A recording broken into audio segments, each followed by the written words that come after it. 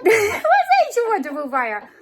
Hi, Sarah Jane here from Natural Heating. I am with Lindsey and Neal tonight, who have just got their new Charlton Jenrick FPi5W inset fire in. This is quite an unusual little house, so we'll let you have a wee look. So, how old is your house, Lindsey? 200 years old. It's clay lump, isn't it? Yeah. So what we had in this one to start with is Lindsey was originally looking at a double-sided fireplace to go in here, because there is an opening that could have been a nice little fireplace on the other side. But the problem with this wall is, to get the size of fireplace that Lindsey would have really liked in there and knocking it through, you never know what to expect with clay lump. Often with clay lump, there's no foundations. And to knock that through and take it higher and wider as she would have liked it, could have made it, there's a possibility that we were opening Pandora's box and it could have been structurally unstable and ended up an open checkbook job if there was no foundations and things underneath it. And it just was not worth the risk. So this is quite a small room. It's probably, only about 12 foot square actually, isn't it? It's only a small room. So, and it's a fairly low ceiling height as well. I would say that's what? 6'2". 7... No, it's more like about 7.5. 7.5 foot. It's not an 8 foot, is it? It's definitely not 8 foot because I can touch it. So I can't touch an 8 foot high ceiling. So it's probably about 7.5. I'm 5'7". So 6 foot, 6.5 foot, maybe 6.5 to 7 foot, something like that. Stand up, you're very close to it. How tall are you? Up, 6 foot. 6 foot. 6.5 foot, maybe 7 foot tops. Yeah. So it's a small room, but it's double the size because there's a room about the same sort of size on the other side, and there's a nice big open walkway so the heat will go through. Now, typically these fires are 3 to about 8-9 kilowatt, 5 kilowatt nominal, but you can control them really well, and a lot of it depends on how much fuel you actually put in the fire to start with. Now this fire's actually been in probably about 6 weeks now, hasn't it? But it has been summertime, and I can't believe Lindsey's not lit it yet. But she's like, "Will you come and do it for me?" I'd love to. So we brought some kit down, and I got carried away and brought some extras. So we've got some stuff for cooking with, and show you something different today as well. So I actually think this is a nice idea, sort of for the summertime or when you're not using it. Lindsey's got some little fairy lights in there, which I presume are on a little battery pack, which brightens it up and shows you the inside quite well before we've got it lit.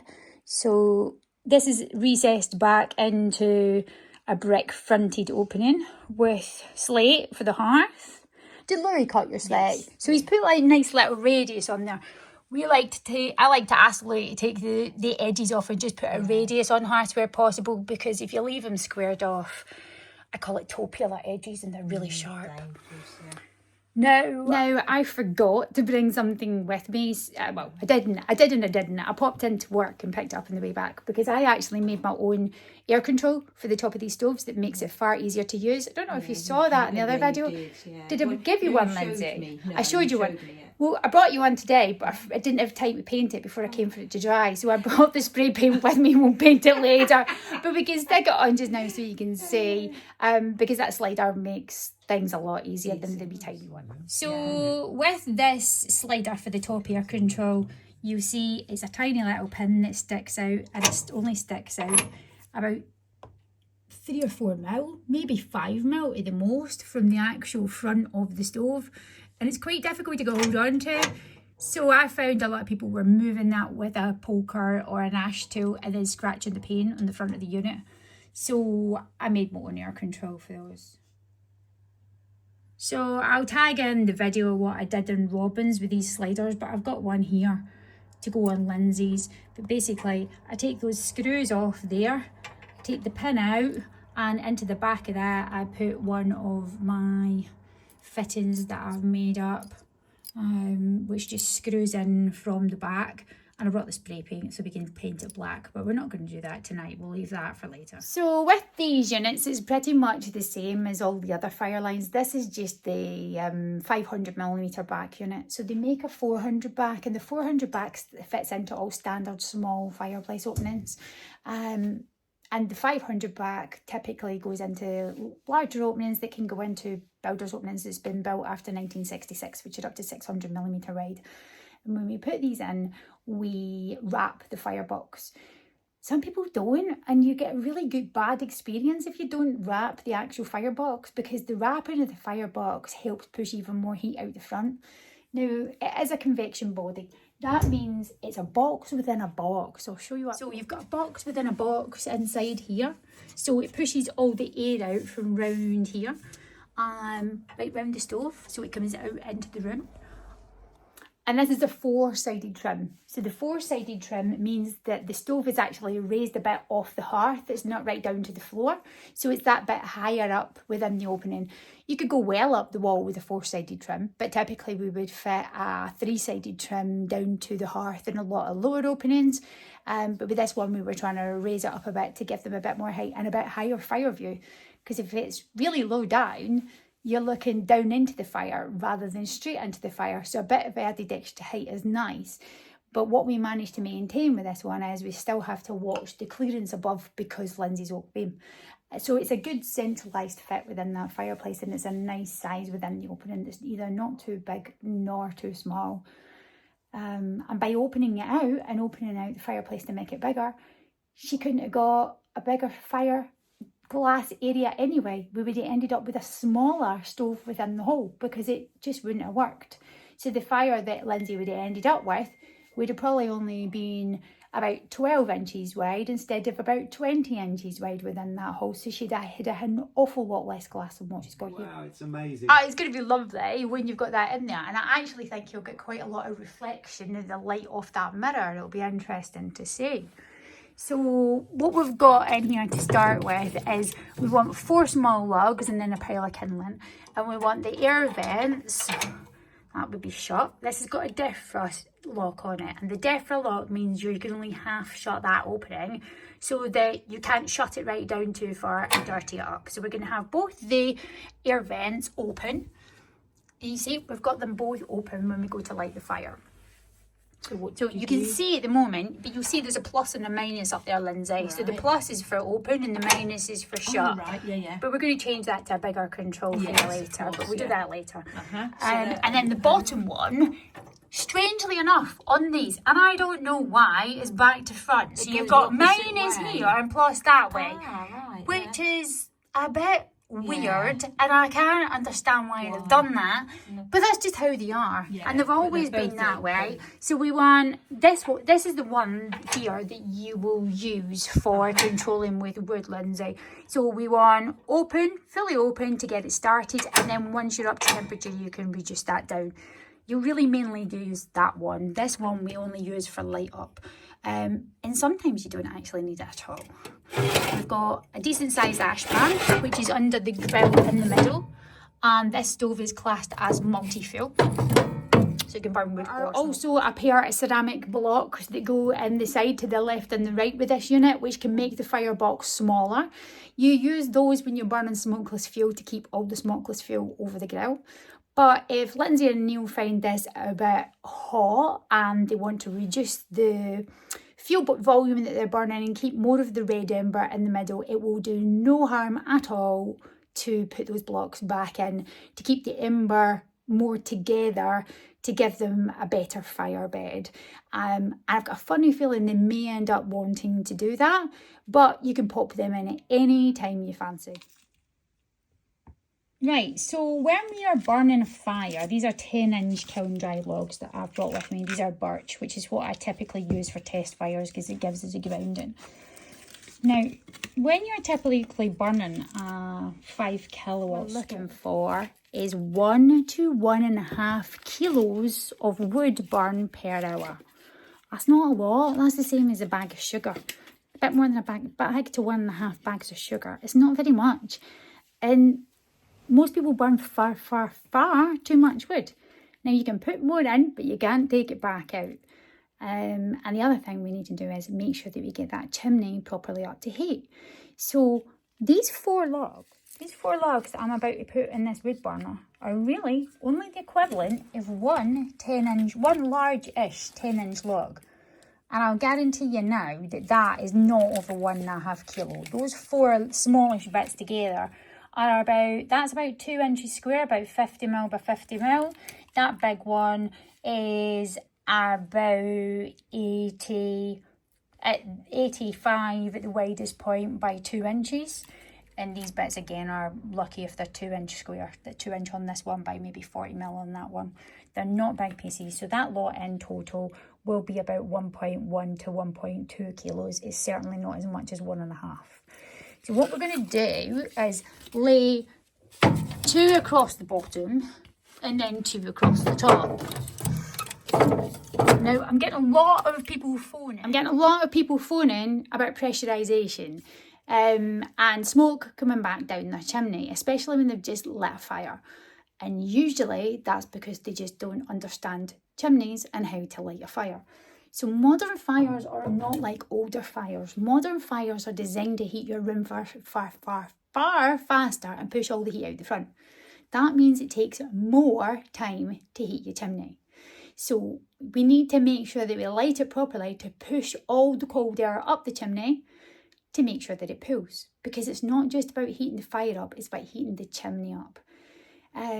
These guys should actually have it quite easy because that chimney, although it's clay lump, has actually been thermally wrapped the whole way down, because clay lump is horse poo and straw and stuff like that. Is highly combustible, and over the years you don't want to worry that there's not been wood timbers through the chimney, or that there's not been glazed tar in that's outside the liner, that as the liner gases get really hot could melt it and set fire outside the chimney. So in clay lump properties we always wrap the liner. Yes, it's more money, but that thermal blanket wrap is crucial. For these guys, it will also make their fire lighting easier because their chimney's going to get up to temperature much quicker. So although it adds to the initial outlay, safety wise it's imperative, and long term it's just going to make it easier for you, so you'll have a lot easier job lighting than some wouldn't. That much more. So no, the whole wrap system is about £400 extra to actually thermally wrap that chimney properly from top to bottom. But you can't take risks in a clay. You can't take the risks in a clay lump house. So we've got 4 small logs in there, with about a 1.2 kilo total, and I'm going to put some kindling on the top of it. Now we want the log. Okay, so you want the logs fairly close together, not too far apart. And put them on there, and we've got some there. Now typically I usually use about 9 bits of kindling, something like that. 1 fire lighter in there and then another bit on the top. So these are the quick fire lighters that I keep in at work because these are my favourite ones. In a little cellulose packet, and you just light the packet and off it goes. So don't skimp on the kindling because we need the fire to get up to temperature and get hot. There's a nice Jenga stack pile. So you can see that's quite a high pile, but we're trying to get all that heat up that chimney. I saw the things, I thought, oh yeah. Yeah, I was like, yeah, I really need a blowtorch. You don't need one, but I kind of take one because I can do it with one hand. And with matches and taking them out of the box, typically you need 2. It's not so easy. Just don't want to set fire to the guy's house. Right. That's all right. No, so you can, I'll video as well. So You'll video it. There you go. Yeah, we're videoing everything. You can have this afterwards anyway, Neil. Yeah. Video as much as you want, no problem. So Yeah, but we've got the top vent open and we've got the bottom vent open, and we're just gonna leave the door slightly ajar. There's something else you can have soon because I've been doing new door handles. They've been doing new door handles for these, but I'm waiting that bit coming before I change the end. So we'll get some new handles coming as well. Lindsay can get a new handle when these are done. I'm just going to leave that alone now. So the door's slightly ajar. It's open about 1 inch on this at the minute. That's all right. It doesn't want to go any further shut, but it's quite happy sat there. And very quickly what you'll see is we're catching fire out of the kindling. And a lot of people don't understand the top-down method, or they get bored with it. Now, the top-down method is like rolling a snowball down a hill. So as you start to warm, hot air rises, so it meets the cold air. And cold air and hot air, when they mix together, make condensation. So you're going to dry off any condensation before it has a chance to stick to the glass. And as the heat starts to rise and the fire starts to develop, is going to catch a layer upon layer upon layer. And that gives you more and more pressure and more lift to push the cold air out the chimney. Now, it's not just what's in that stove and about heating the stove up. It's about pushing all that cold air right out that chimney till it's gone. And what a lot of people do is they don't put enough fuel in, or they put the kindling in the bottom. And when they put the kindling in the bottom, the logs are heavy, so the kindling gets burning nice and fast. The logs catch fire. Then the logs crash down on top of the kindling and cause a pressure drop in the chimney. And when it pressure drops in the chimney, the cold air puts the fire out or blows all the smoke back in the room. And the other thing that you're going to do is you're going to open the door to go and give it a poke or to put more wood in. And what happens again? You've dropped the pressure and filled your room full of smoke. And here we go. And the spiral starts happening. And that's when many of you guys struggle. And we don't want you to struggle. We want you to be able to light that fire first time, every single time on one log. And this is how you do it. So it's patience. Yes, it looks like it's taking longer to get that fire up to heat, but it's not. It will get your fire up to temperature 3 times faster with 3 times less fuel if you follow the rules. And I had a good demonstration of this yesterday or the day before when I did Mike's video, where Mike had 1 row of logs, good pile of kindling, and it was airy, lightweight kindling. It wasn't very good kindling. And the fire burnt nicely and was getting up to temperature, but we ran out of fuel. We ran out of fuel burning time in the bottom because we needed more pressure. So to open the door and put another log in was like sucking a cork that's just about out the top of the bottle, pulling it back into the bottle and putting all the smoke out the front. That's not the fire's fault. That's the pressure drop because you opened the door. So we don't want to poke it. We don't want to touch it. We just want to leave it alone. Yeah. Couldn't get any easier. There's really nothing to it. It's just time and patience. Just let it do its thing. And you'll see this establish layer by layer by layer. And every layer is going to get hotter and faster and hotter and faster. Okay. So yeah, to start with, we're warming it and it's going to take it gradually. So it's going to get more and more lift. So we're just gently warming that firebox. And the first 2 layers of kindling are light. And it's barely done anything yet. That's all right. But you see if I move this down, maybe. Yeah, we're starting to take the next layer down in there. Now, it won't take long before those logs catch fire. And we can see from underneath. You can see it's starting to creep its way down. And that's only been a couple of minutes, hasn't it? Oh yeah, at best. Yeah, we can see it's creeping its way down. I'm zooming in now. The door's still open. I'm not touching it. Now, what we don't want to do is touch that door. Right. If we open that door, what's going to happen is you're going to drop the pressure. So it's currently still gaining pressure because the door's slightly ajar. So just leave it alone and let it do its thing. It's going to keep getting more lift. You don't want to open it up and drop the pressure, but we can shut it. Now, shutting it will drop the pressure slightly too, but because it's still pulling and we've not let it gulp back from that room, it's still going to get faster and hotter. It's just going to die back for about 10-20 seconds at most when you shut the door. But starting to go, and it won't take too long. In the next couple of minutes, those logs will catch. Now, once those logs start catching, the inside of this firebox is going to start to go black. And the black is carbon because the firebox isn't up at temperature. So we need to let that lining and all the internal temperature of that firebox get up to heat before you even think of starting to adjust it. Just leave it here open for now. Once it's going and it's going a good bit, we can shut the bottom here, but you're not even going to think of reducing the top here until the actual fire is up at temperature. So we'll give it a minute or two. Oh, I can flip you back now because the kindling and the next layers are catching, so we're not too far off those logs. And that's why I said to Russell we should come round. Yeah, I bet you'll be able to watch this too. He's like probably scared of me because I'm too scary. So basically you see those logs are catching now, they're still rising, so I'm going to let them catch a little bit more. But if your kindling was in the bottom, what happens is the kindling breaks down first because you're burning from the bottom up. So there's no structure in that kindling and it breaks down really fast.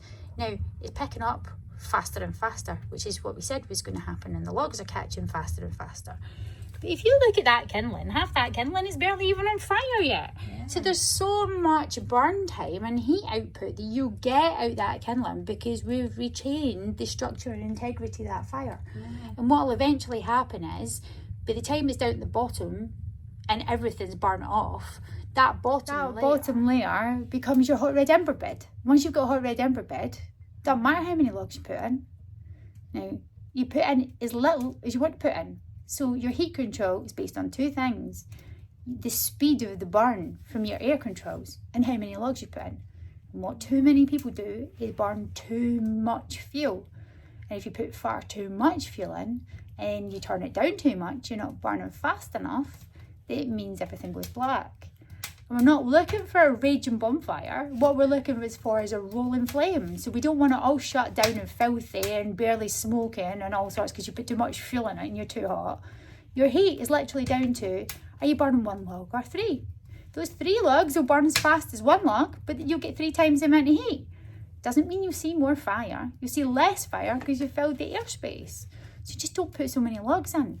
But the important thing is how you start that fire when you first light it. That is absolutely crucial for heating up your chimney. Once that chimney's heated up, it's dead easy. It's no problem whatsoever. But this is the crucial method of how to light a fire. Doesn't matter whether there's an inset fire or it's a freestanding fire, this is how we load it.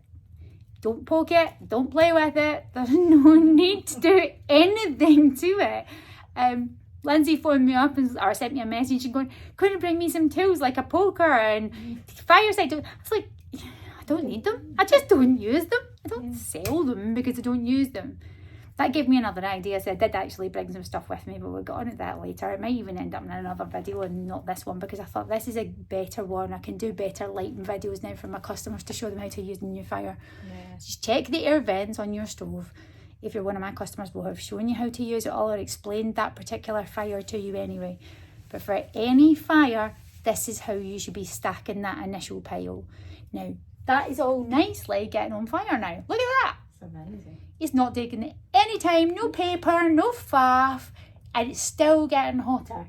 And we haven't even caught that bottom row of logs yet. And there is no way this is going to go out on you. But now those logs are on fire, we can shut that door. Now, it's going to drop back slightly for a few seconds. It takes about 10 seconds to burn the air off and you see it dropping back a bit. But the bottom air is already open and that heat is just going to start pushing everything up to get all the cold air out the chimney. Because this particular one is also thermally wrapped, it's going to take a lot less time than one that isn't thermally wrapped. The ones that take the longest are the ones with twin wall systems. They're not running up through the house but going through an outside wall because the flue gases are cooler on the outside than what they are on the inside. Because it also goes off with a big bend and outside, you need to give it more pressure and more time. Same goes for if it's bad weather conditions, like it's piddling down with rain or it's really cold outside. Just make sure that you give it that bit longer, a bit more pressure to get all of that out there so that you're not fighting it. Because we just don't want to fight, Lindsey. We just want it to go first time every time. Because the pleasure is in knowing that you can do that and it's the enjoyment of it. Nobody wants to be lighting it half a dozen times and your fire going out and loads of kindling and all sorts. One lot, and it sounds like a lot the first time, but it's one go at lighting a fire. And for those of you with bigger logs, make sure you cut all your lighting logs smaller. If you start off on great big logs, doesn't work very well.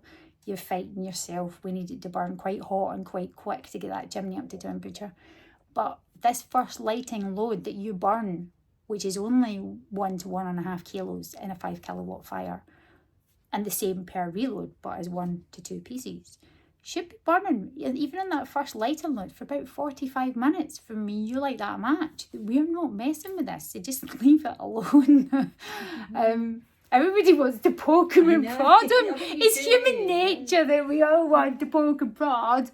And we don't need to do a thing. Just leave it be. Just sit and enjoy it, because it's nice. And how much it's burning. Yeah, so we've not been sat here. We've not been sat here that long, and it's belting the heat out now and it's really rattling the heat out the front.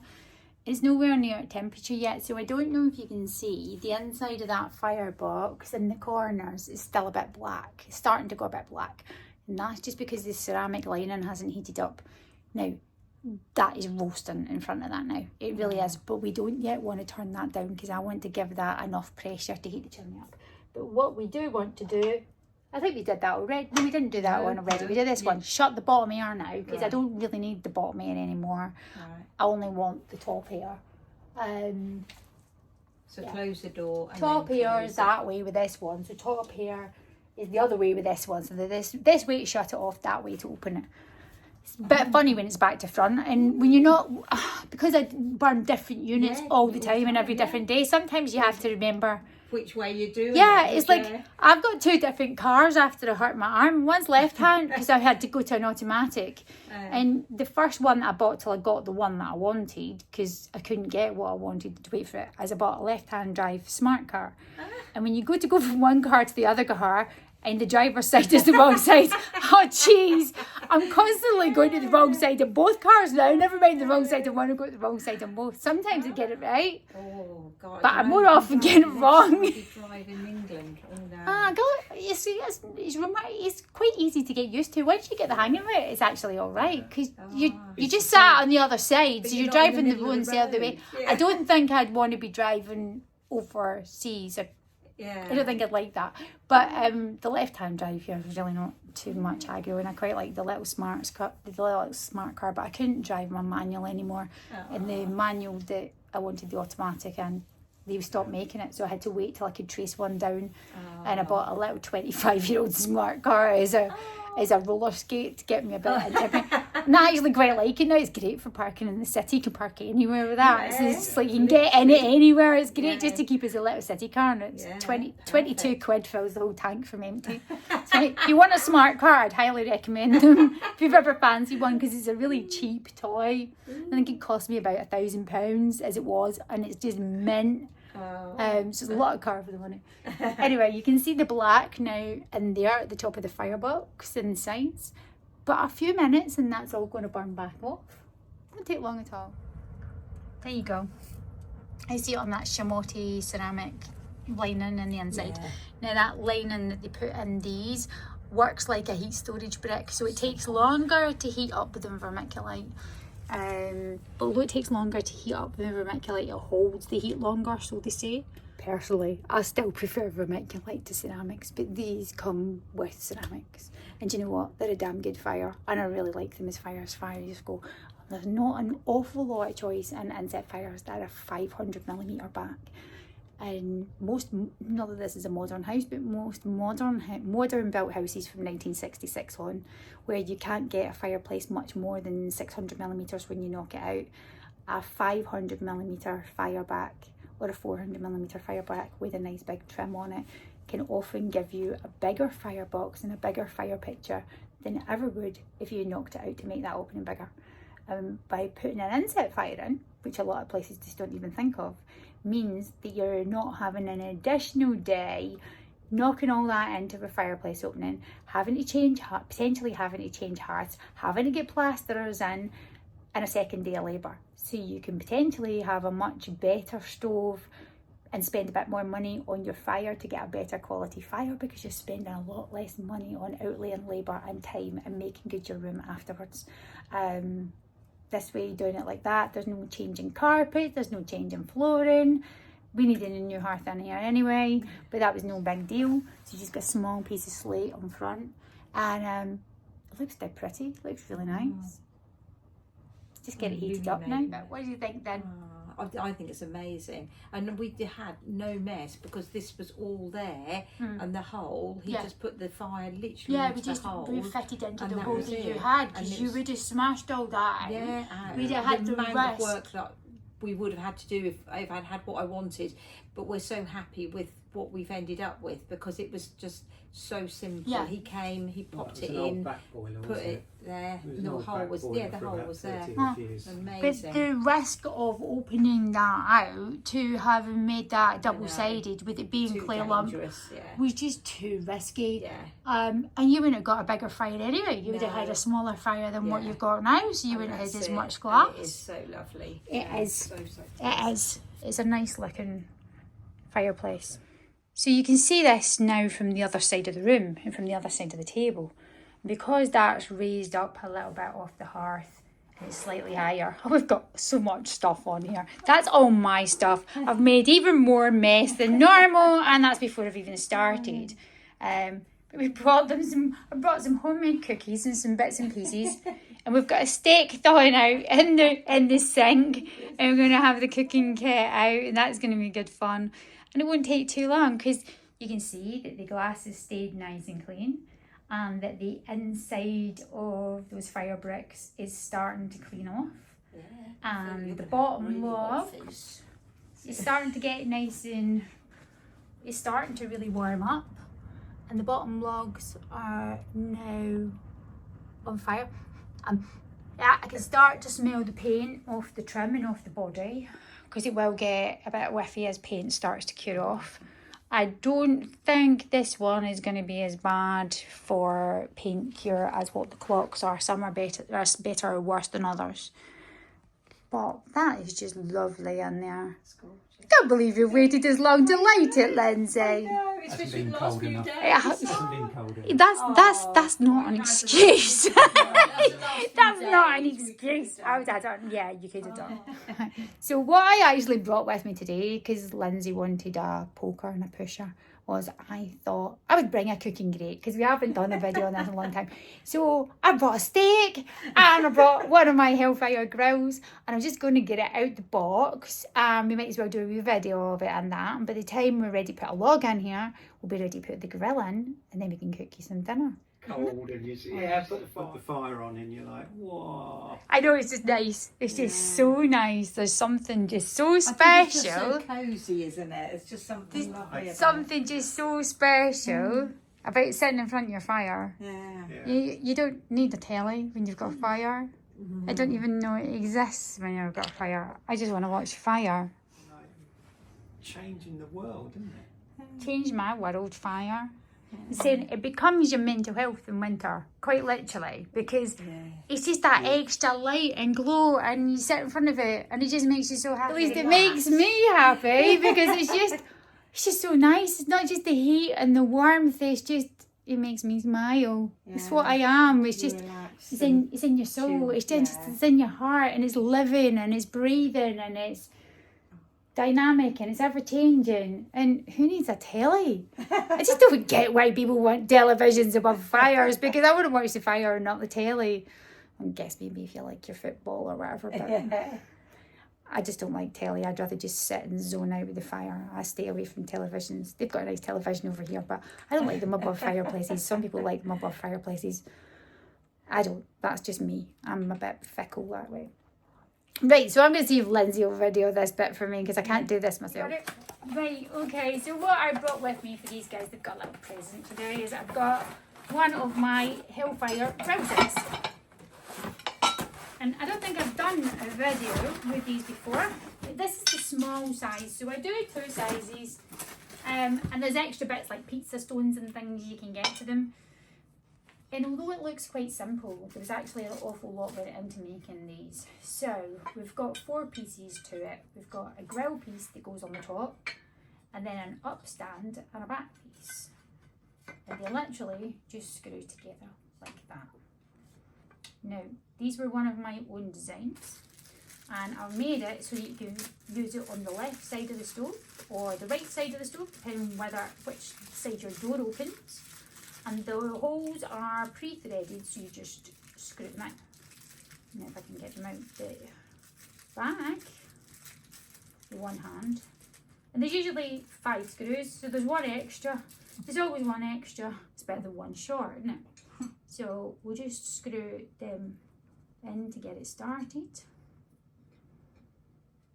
And this is just the grill base. So we do a pizza peel that I've had made to go along with these for doing pizzas separately. And I've also got a corduroy pizza stone. But with it, I did a very good job of this with one hand. Used to doing it on a workbench rather than a carpet.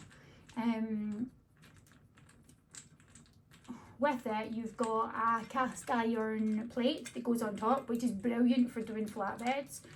And I've got some other cooking videos, but we've not actually done one on doing these from scratch before. Now, you don't want to put it in too small a stove. You really want something that's about 8-9 inches deep, at least internal firebox size. And it's not one of these things where people can phone me up and go, oh, will this fit into a Hunter Hawk or a Portware Rundle or a SC whatever it is? The answer is I don't know, because the fire stove measurements give you the outside measurements. They don't tell you what the inside measurements are. So if you look at the sizes of our grates or our grill bases, make up a piece of cardboard as a square and dry it in your fire, and you will soon see if it fits. Now, these can sit on the floor inside a wood burner, or they can sit on top of the grate in a multi-fuel.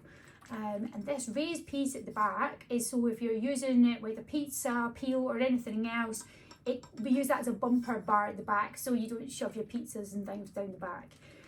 Now, I do a bigger size for much bigger burners, but more often than not, I just use the small one, because this is brilliant for your steak and for your chicken tikka and things like that. And even if you are doing pizzas, yes, it's small, but they cook in about 60 seconds. So I guarantee you, you can't eat pizza as fast as I can make. From road to that is. In your older stoves, your cast iron stoves, you really want to be cooking on the cast iron for pizza dough. In the more modern ones, the internal temperature of the fireboxes typically is far too hot. These are great for doing flatbreads in any of them, but you want the corduroy pizza stones for pizza in here. And you want to roll them super thin Italian style because they only take about 60 seconds. Now we're getting down to red ember inside this stove, or nearly. So I think it's probably about the sort of time we might be able to both reload and put this grill in the inside, because Lindsey's chimney should be heating up well enough because it's wrapped. So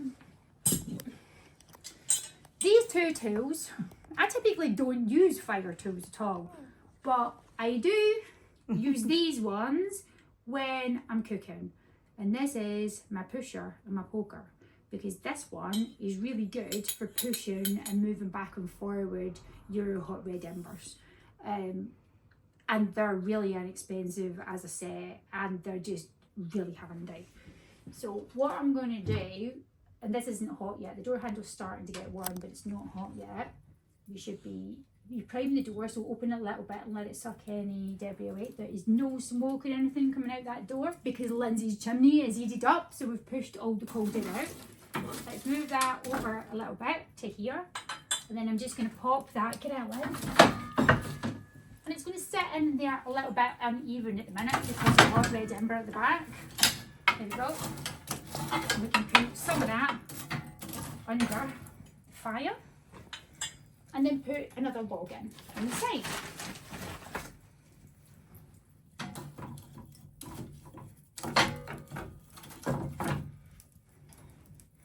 That'll do for now.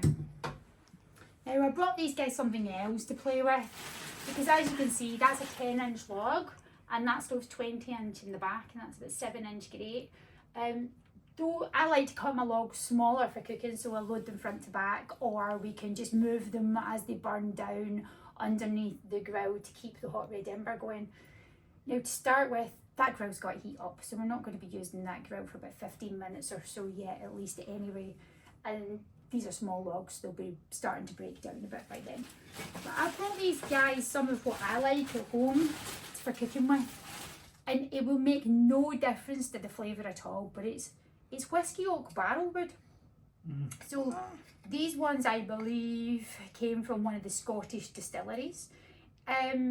And you see people burning these and go, oh, you can't burn that, it's nasty and it's not right. There's nothing wrong with it. It's solid oak. And these are going to be at least 50 years old and been impregnated with alcohol at some point in their life, obviously. And they're really, really, really hard, and they burn really, really hot. And they're brilliant for cooking in. And you don't need much of it at all. And typically they're cut quite small. They get dirty on the inside because they've been charred and burnt with charcoal. They're brilliant on your barbecue. They're good for cooking in pizza ovens. They make no difference to flavour. They really don't in a wood burner. But it just so happens that I had ready access to it and had plenty of this. And I like it for cooking because they're nice short bits for putting in. So I brought these guys a bag with some in it so they can have a play with it once their grill gets up to temperature. So that's that really. So once this is heated up, we'll get some cooking done. No, I'm good, thanks. So our fire is nicely getting up to temperature on one side. The other side's because I've got fuel moved over, and that grill is red hot. It's screaming hot. It's literally glowing just about in some parts. I do want it hot, hot. Maybe not quite that hot. So I'll have the door cranked for about 10 seconds and cool that down just a tiny touch before I put this steak in, just to temper it a little bit. So what I've got down here is, this is a ribeye steak. And this is just actually a Lidl's ribeye steak, but it was a 36-day aged, I think, this one. It was one of their more expensive ones. It's not about the price on these, because all ribeye steak is technically good for this, and you get so much flavour off a wood burner. I just want the marbling right through the whole meat, and I don't want any of those clear sinewy lines. So actually for cooking in the wood burner, I like the ones that are in the vacuum packed packets. This has been in the freezer because I buy the ones that I like when I pick them out and I put them in the freezer.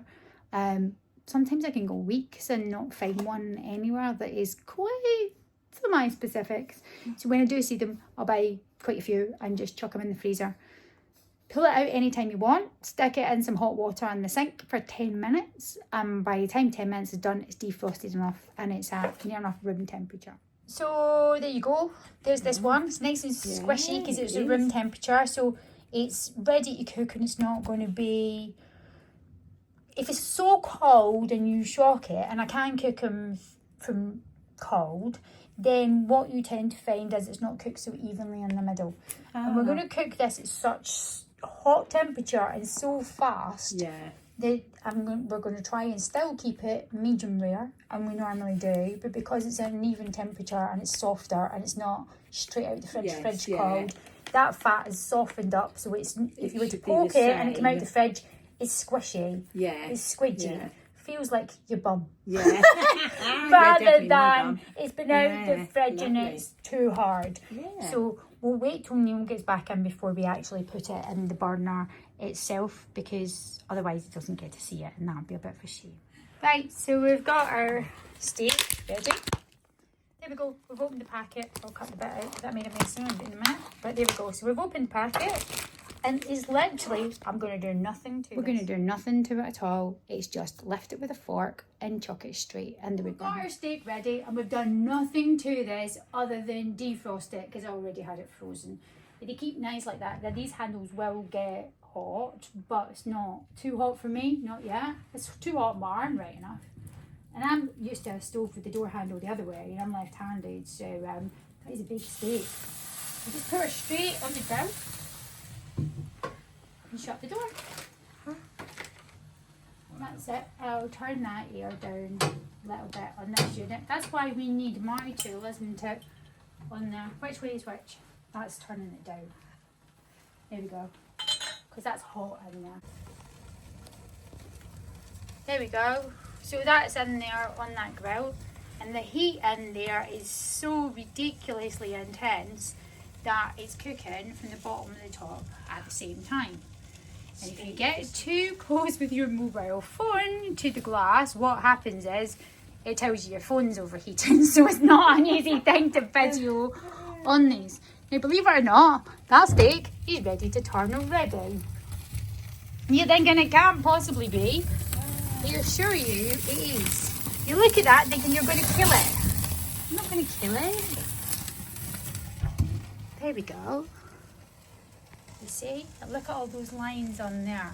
all that intense caramelization. So that intense caramelization is what you call the Maillard reaction, and it's actually locking in all those juices into that steak, which makes it incredibly moist and tender. Now, to get it to perfect medium, we're looking for about 45 seconds on either side. And I think we probably did that for about 30. But that fire is really hot at the minute. It is really hot because we've got oak in there and we've been belting the what's-its out of it, trying to get these guys curing burn done. Because I'm sure they don't want me here all night either. But that's probably about ready to take out to be about medium rare. It will be a bit on the rare side, but the beauty of this is, do you know what? If it's not to your liking, you can put it back in again. So let's have it out. So if you want to grab, so you're just going to give it a minute to pull that away. Now what you're seeing coming out is the steam off the steak rather than gases off the stove. See, there's my door open, there's nothing coming out the stove door. What you were seeing was the flame off the steak, not off the fuel. Now, there's our steak there. And I've got some of my smoked salt. And I always put quite a lot of salt on it, because most of it is going to actually fall off. And this should be medium rare, but it should also cut absolutely like butter. Like, when do you cook steak like that? Not very often. I know where I'm shopping tomorrow. Right, Neil. Now, the thing with steak is, you remember, all you need to rest that and rest that. I'll get in there with your fingers. It's the fingers and the drama that make it worth eating. He's like, I'm too busy for doing it. It's so succulent and so moist and so tender. It's more tender than any way you'll ever cook a steak, and it will be as tender, at least as fillet, but with a lot more flavour. There we go. And when the flavour hits you, it hits you like between the forehead. It is so strong and so flavourful and so succulent. It's all right.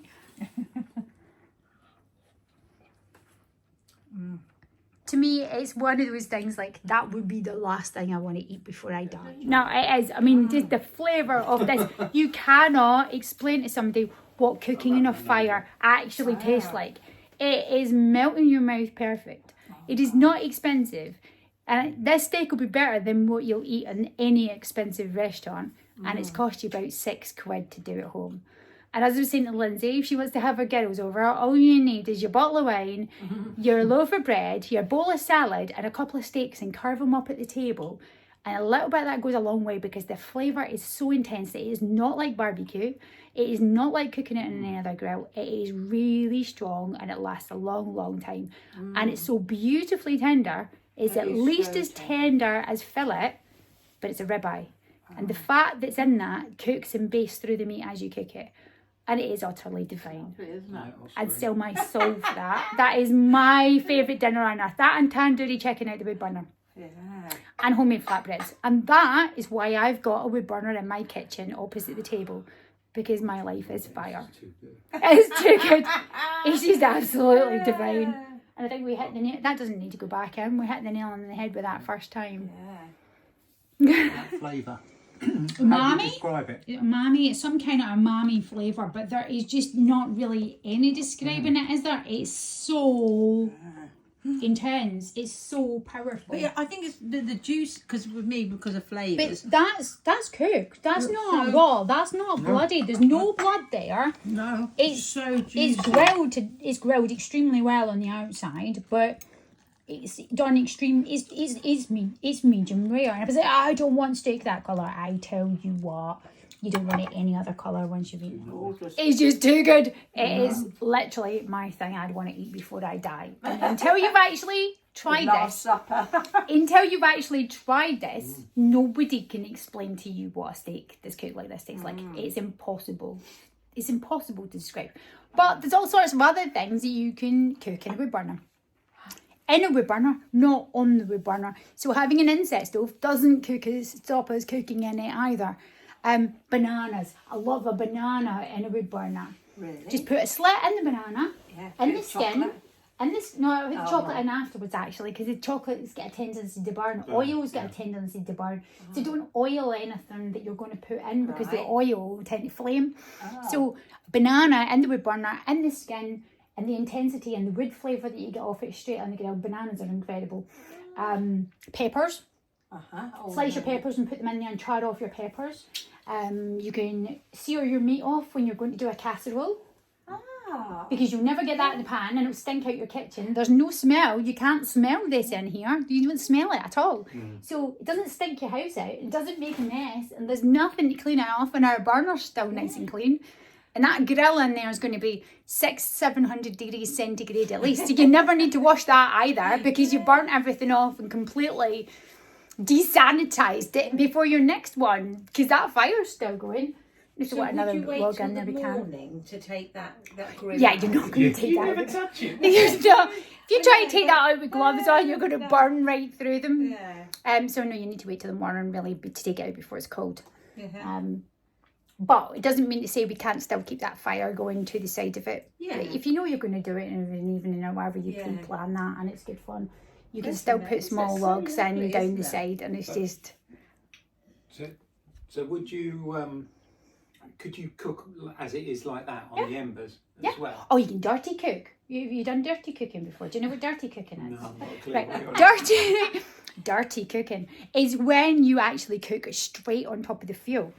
And that's good fun too. So what I would do with things like that is I get things like, and there's a video out there somewhere on this too, I've done it with ribs, but I cook things like a piece of salmon, so a salmon fillet, and you put your salmon fillet straight on top of your flat barrel wood. So when you're cooking your salmon on this and it's completely on fire, the flames are rolling up and over around it, but your salmon is protected from the fire in its own little bubble. So there's lots of things like that, or like ribs. So with ribs, I tend to vacuum seal them and cook them at a very low temperature. You can either do it in your crock pot, or you can do it with one of those, the word's Slow called, cookers, no, one of them wands. What are they called again? I've got one, sous vide wand. Right. But you can do the same in a slow cooker. If you vacuum pack them first, and you've already got a slow cooker, put them on low heat, and cook it for about 12 hours at low heat in there. Then put them in the fridge. Because you've vacuum packed them first, they'll keep for 6 weeks before you cook them. Because it's vacuum packed and it's sterilised, you've literally pasteurised it. So sous vide wand will keep it at an extreme dead level temperature. But with ribs, you can sort of get away with it in a slow cooker at a low temperature. And if you vacuum packed them and pulled all the air out, even you can do that with chicken breasts as well. Because when you've done it in chicken breast, it makes them really moist and tender, but you've vacuum packed to take all the air out, and they'll keep a few weeks from cooked in that bag. It's not any different to if you buy the bagged cooked stuff out the supermarket that keeps for ages. That's how they do it. So that's how they do it, and it's a preservative method, as is smoke, but it's great flavour.